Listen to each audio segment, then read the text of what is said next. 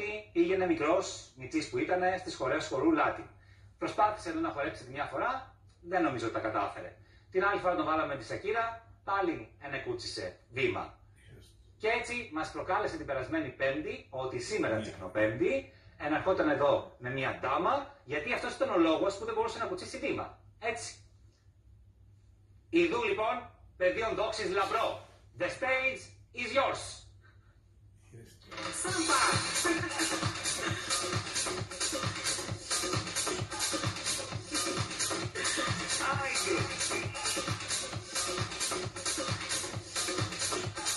Samba de Janeiro.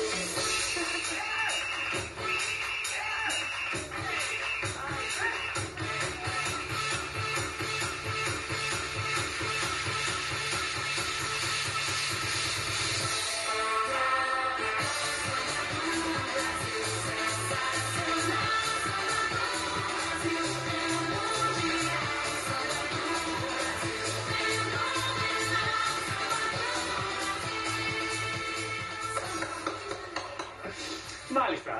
Ελένη μου, καλώς ήρθες. Καλώς ήρθες. Για πες μου, ο καβαλιέρος δαμέ. Μπορώ να πω ότι ήταν από τους καλύτερους μου μαθητές. Ναι. Ήταν πολύ υπάκουος, τέλειος. Μάλιστα. Κανένα πρόβλημα. Ήταν καλό. Ήταν καλό, ήταν πάρα πολύ καλό, Κωνσταντίνα μου. Ένα χειροκρότημα από το πριν, παρακαλώ. Μπράβο, έτσι, ναι. Δίνο, μου άρεσε σου. Ήταν καλός. Καλά, πάμε και εσύ. Ήσουν τέλειος. Ήσουν τέλειος. Περήφανη δασκάλα, μπορώ να πω. Έχω να πω ότι σε ούτε μια ώρα ίσως μου ρίξει τα βήματα. Το μικρόφωνο σου είναι κλειστό, τι έγινε? Όχι, είναι ανοιχτό. Α, όχι, το φοράει. Το φορώ, το φορώ. Δεν τον ακούτε? Να ακούμε. Τον ακούτε? Ακούετε, ναι. Ναι. Λοιπόν, για πες. Σε μια ώρα τι έδειξε μου τα βήματα, κάμα 800 πρόβες και τα λοιπά, λέει μου, όχι, έχεις το. Είναι σαν το ποδήλατο. Είναι πολύ καλή δασκάλα. Ελένη μου, είναι σαν το ποδήλατο. Επειδή από μικρός που ήταν, από τότε είχε να χορέψει Λάτιν. Ισχύει, δεν ξεχνιέται. Όταν το μάθεις μια φορά, μετά τέλεια. Μην ξυπνήσω τώρα, δεν ξέρω να κάνω, με κάθε εβδομάδα χορό. Κάθε εβδομάδα χορά τώρα, ναι. Νομίζεις Πάσο Τόμπλε να χόρευε? Λες. Έχει το. Να τον καλέσω εγώ τώρα. Έχω το.